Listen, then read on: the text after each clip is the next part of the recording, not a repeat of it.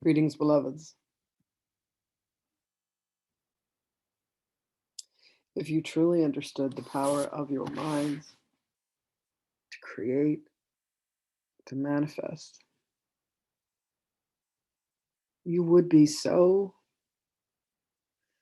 vigilant, you would be so intent upon the thoughts that you think, the words that you speak, the actions that you take, the ways in which you would interact and relate with your beloveds and with your enemies, with your relationships that challenge you. You would recognize that each relationship that you have brought to you that causes you pain and consternation or anxiety, fear, grief, revenge, shame, guilt, are all reflections in this hall of mirrors that is considered this dimension to bring forth to you that which is yet left undone, that which is yet left unhealed, that which still contains aspects of sheer shadow and darkness that you have grappled with, darkness that you have claimed as your own. You would bless each moment of existence, beloveds. You would forgive so swiftly.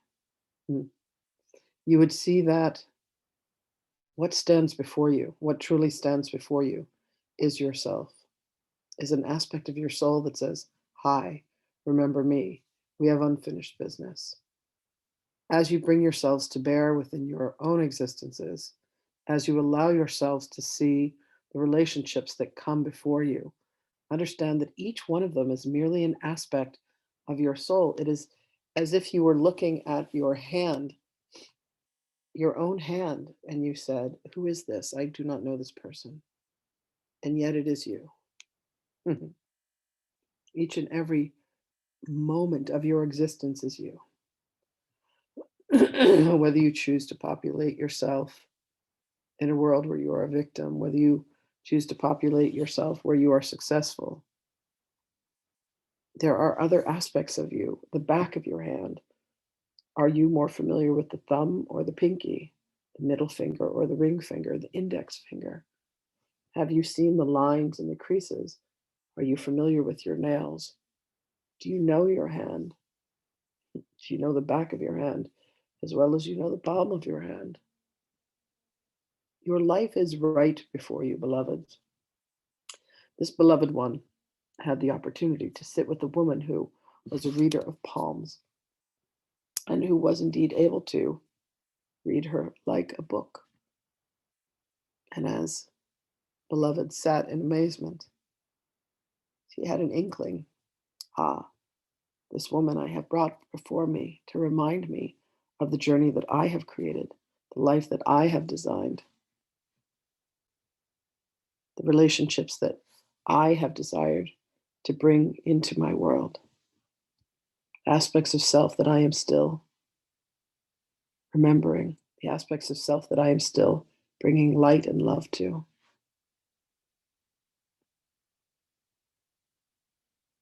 So, your mission, beloveds, if you choose to accept it, is to remember, to awaken, to forgive. Each moment of forgiveness, beloved, grants light, grants love. Think of the power of forgiveness. Think of being able to look upon all things that you have seen with guilt and shame and remorse and regret.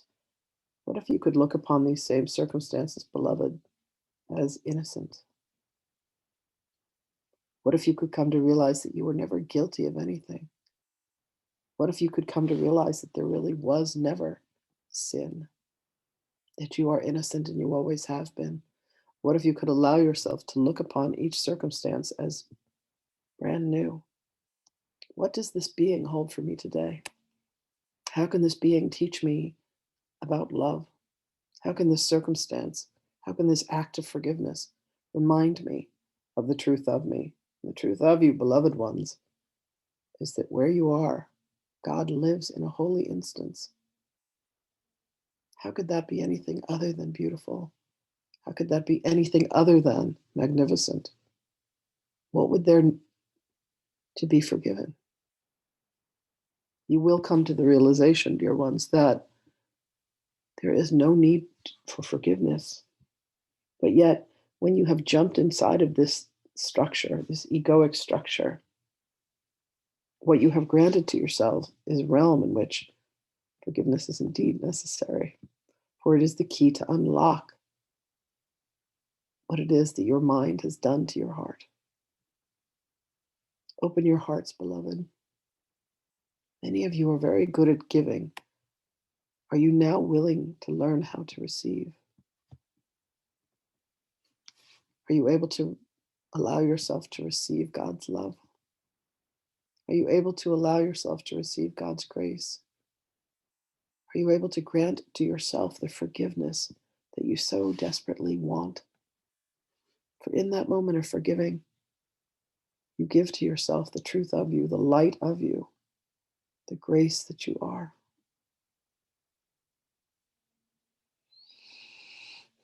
There is a question on the platform this morning. The platform of love.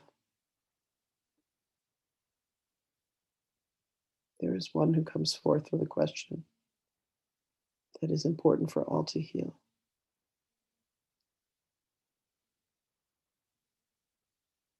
What is being healed, beloved, is the fracturing within the mind that has drawn conclusions, made decisions, that life is other than living within the kingdom of God. I have a question.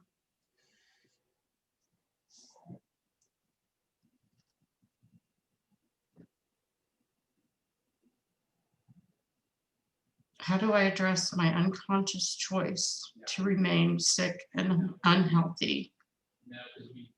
I have done all the techniques to the best of my ability, yet infection and sickness remain in my flesh. Beloved, you must seek assistance outside of yourself because you are using the same mind that created the illness to attempt to heal it. This is something that you need to reach out and ask for assistance with. You cannot see it, for the answer lies behind you. You do not have the eyes to see that at this moment. So reach out to this beloved community. There is still a seeming benefit to you in maintaining this sense of illness. There have been words that have come from your mouth, beloved, that you have considered to be poison, that you have not forgiven yourself for. And it manifests in the pain that you are feeling, the infection that you are fighting. There is nothing to fight, beloved one. There is only forgiveness to be granted by you to you. And then in that forgiveness, you shall find your salvation. But you must allow yourself, with the assistance of another beloved one, to go within and allow that to heal. There is a part of your mind that still feels unworthy. This is the farthest thing from the truth. You are as joyous as the dolphins that you observed playing and breaching the water. And yet you carry a morsel of guilt and shame. It is not necessary, and it is not true, and it is not real. When you allow yourself within your own mind to say, I am innocent, what I see is an illusion, then you shall be able to vanish and vanquish this choice, this decision from you. The time to end your suffering, beloved one, is now. Call upon us using your voice to help you in this healing and release and relinquish the need to suffer.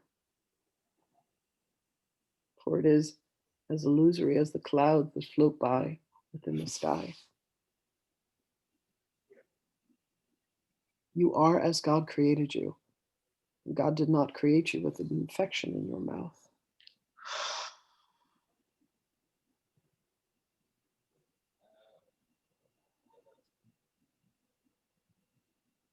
Allow yourself to draw what the pain feels like. Allow yourself to visually put on paper what this pain feels like to you, and then forgive it. And reach out to your beloved ones to assist you.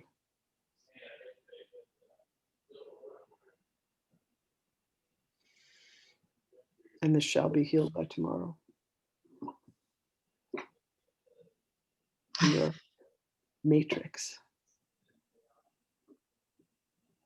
Truly, beloved, this is an act of you forgiving yourself, the words that have been spoken against yourself and against others. Yes. Ultimately, always against yourself. Who here would come to your assistance? Your beloved sister Deborah. My beloved sister Deborah. Our beloved sister Deborah. Allow her to take you through the matrix of healing and remembrance. Thank you. Weep, weep no more, beloved. Indeed, thank you.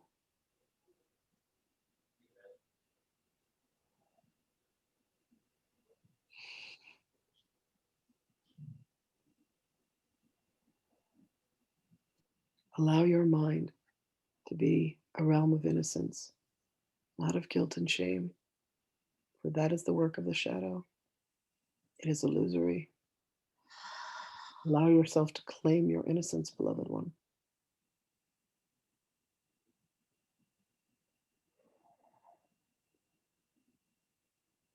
Our blessings go with you.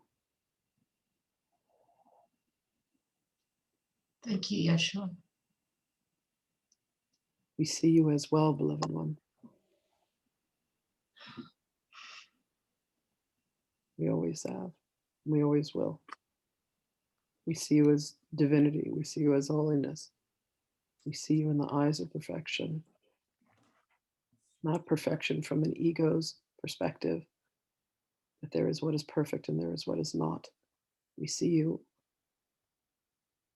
through the eyes of God's perfection, which is the truth of you. There is nothing else that you can be. Each of you take this to heart. You are God's perfect creation. You are indeed the Christed being. Allow the example that I am to bring you home. Greetings to you, beloveds, and we will speak with you again.